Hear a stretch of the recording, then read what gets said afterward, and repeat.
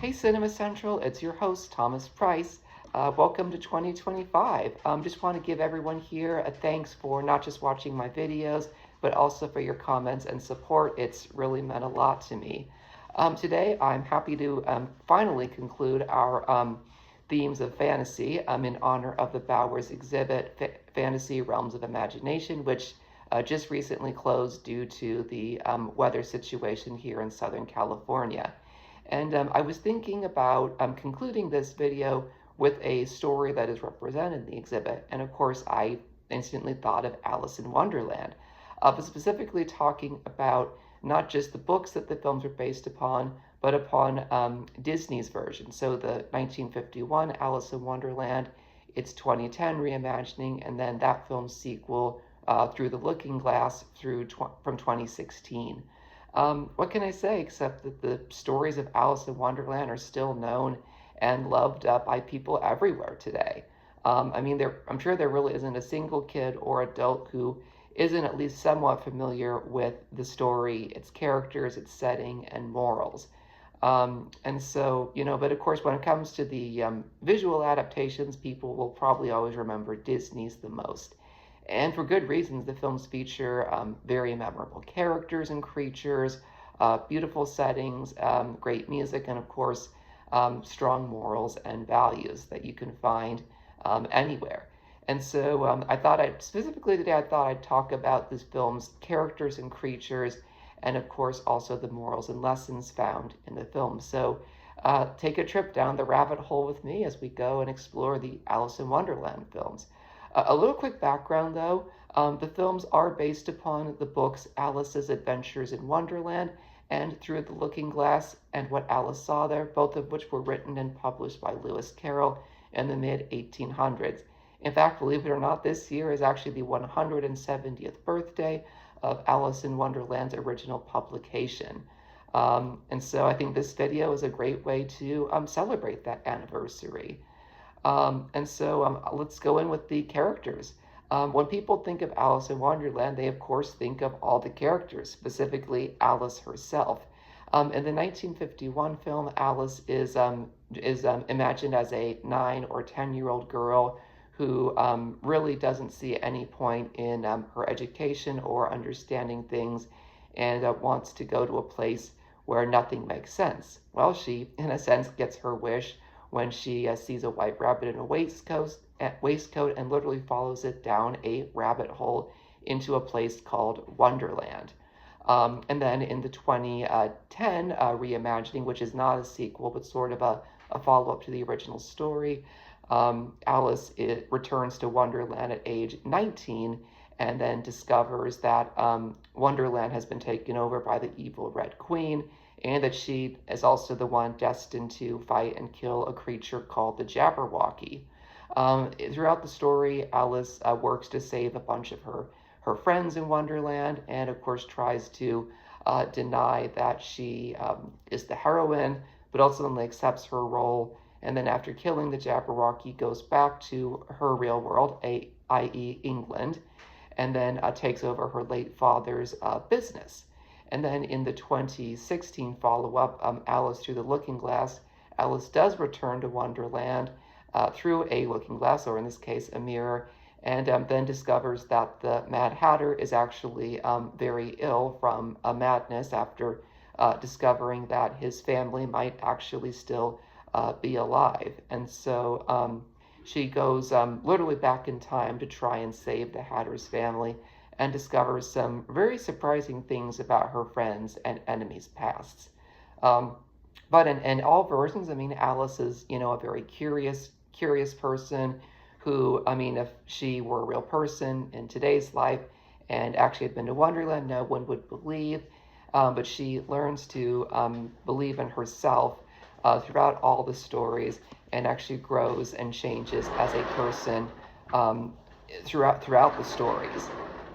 In the 1951 animated film, she was voiced by the great Catherine Beaumont, while in the 2010 and 2016 film, she is played by actress Mia Wasikowska, both of whom just really do a wonderful job of playing the heroine.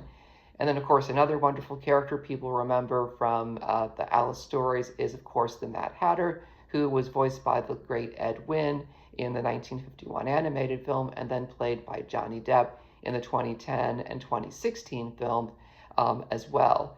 The Mad Hatter is, as his name suggests, mad. He is always having an unbirthday or tea party with his good friends, the March Hare and the Dormouse, and often says very nonsensical things. Of course, people to this day still primarily remember the animated version of the Hatter from the 1951 film, largely due to his dopey voice and pronounced lisp, and outrageous lines like "Why is a raven like a writing desk?" Um, and so, I mean, he's so memorable. And then, of course, well, Johnny Depp does a wonderful job of playing him in the 2010 film and its 2016 follow-up because, well, he's Johnny Depp. And but his Hatter is definitely different. I mean, his Hatter certainly is mad, but more in like a wiser sense. And he's also a very good and loyal friend, Alice, who actually has a pretty sad backstory that is explored in through the Looking Glass.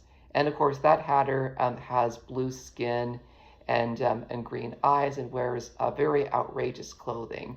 But still, he's terrific. And I mean, of course, Johnny Depp, in my opinion, seems born to play the role. So he himself really did a good job with that.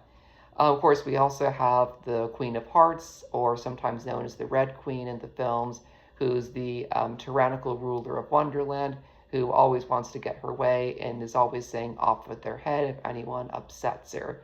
Both versions, amazingly, have really big, exaggerated heads, which honestly make the character look even more memorable. In the 1951 version, the Queen of Hearts was played by the great Verna Felton, who some of you might also might not realize voiced the fairy godmother in Cinderella, Mrs. Jumbo in Dumbo, as well as Flora, the lead good fairy in Sleeping Beauty. While in the 2010 version and 2016 film, where she's known as the Red Queen, is played by actress Helena Bonham Carter, whose head was digitally made to look big through the use of computer animation.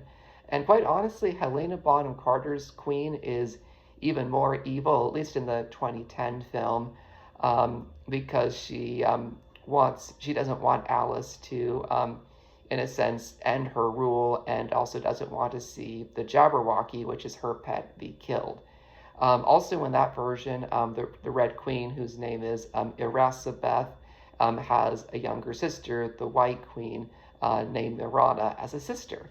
So, again, an interesting twist right there. But still, people remember the Queen of Hearts generally. And then, of course, we also have some very bizarre creatures found throughout the films. One, of course, who comes to mind is the blue caterpillar, who appears in both the 1951 film and it's in both the 2010 and 2016 version. In both versions, I mean, he's a very large caterpillar who is seen constantly smoking a hookah pipe. And in the 1951 film, he has a pretty small role. Alice encounters him, but people still remember him for his little song A-E-I-O-U, and of course his famous catchphrase of "Who are you?" I mean, his voice, of course, was provided by the great Richard Haydn. While in the 2010 and 2016 films, his voice was supplied by Alan Rickman. And I think it's cool that in the 2010 version, he has a bigger role because he's not just some random character that Alice encounters, but actually sort of a keeper of secrets. In fact, we see that he is the protector of the oraculum, which is basically sort of this calendar that shows every single day of Wonderland throughout history. And he is the one who really knows that Alice is destined to fight and kill the Jabberwocky. I mean, of course, Alan Rickman's voice just makes the character even more memorable. So we've got the caterpillar. In the 1951 film, I gotta say, Alice just sees a whole lot of bizarre creatures in the Tulgey Wood, from a bird that has a mirror-shaped head, to the little mome rats that can make shapes, to a duck that looks like an automobile horn, of course, to the amazingly hilarious Cheshire Cat, who in that version kind of almost is like a slight antagonist and yet not, and just still very mischievous. While in, of course, the 2010 film, we have the Jabberwocky, who himself was voiced by the late Sir Christopher Lee. And the Jabberwocky is certainly something you might see in your nightmares. I mean, he looks like a combination between a dragon, an insect, and even an amphibian, but he's still served as a perfect antagonist to Alice. And then, of course, the other thing I think of that makes Alice so memorable are the morals and lessons we see in the film. In the 1951 film, we learned the lesson of that it's okay to be curious or incuriouser, as Alice says, but to also not always listen, but to not ignore our own good advice, because our own good advice can be very helpful. While in the 2010 Alice in Wonderland film and carried on into the 2016 film, we have the line, "You're entirely bonkers, but I'll tell you this a secret: all the best people are." And I mean, I think, especially in today's society, a lesson like that is important because it shows that, what might make one person seem weird or different to another actually makes them very special. And of course, with Alice herself, obviously seeming like a bit of an odd duck, probably to her own family and other people, realizes deep down that she herself is unique. And of course, I mean, as a bonus thing, I'd love to mention the worlds of Wonderland in all three films are just absolutely magnificent. I mean, you've got woods, you've got gardens of talking flowers, you have palaces, you've got the Mad Hatter's tea table. I mean, just everything there looks, so beautifully inviting. You might want to go in and yet might not want to. And this world actually does relate to what one would call the portal fantasy. So this is, as I learned at the Bowers exhibit, sort of a subgenre of fantasy in which characters and readers are transported to another world via a portal. I mean, some films and stories that are definitely of the portal fantasy could be the Chronicles of Narnia, which, I mean, the characters travel through a variety of ways, from a wardrobe to a train station, through a magic ring. I mean, you've got it. And in the Alice films, in both the 1951 film and 2010, the portal is, of course, a rabbit hole, versus in Through the Looking Glass, it is a mirror. And so again, it's just interesting to see how, anyone can imagine a way into another world via a portal, and it doesn't necessarily have to be sort of a swirling vortex, but rather just an everyday object. Anyways, I really hope you enjoyed this video. This does conclude my series on fantasy. You can look up videos and pictures of fantasy realms of imagination through the Bowers Instagram page, but I'm afraid the exhibit has closed now. But keep your eyes on the internet, because no one knows where the exhibit will go next. Catch me soon. I'll have more videos planned. I've ultimately learned that it's okay to kind of just go with the flow. Anyways, thanks so much. This is your host, Thomas Price, and as always, it's been a real pleasure.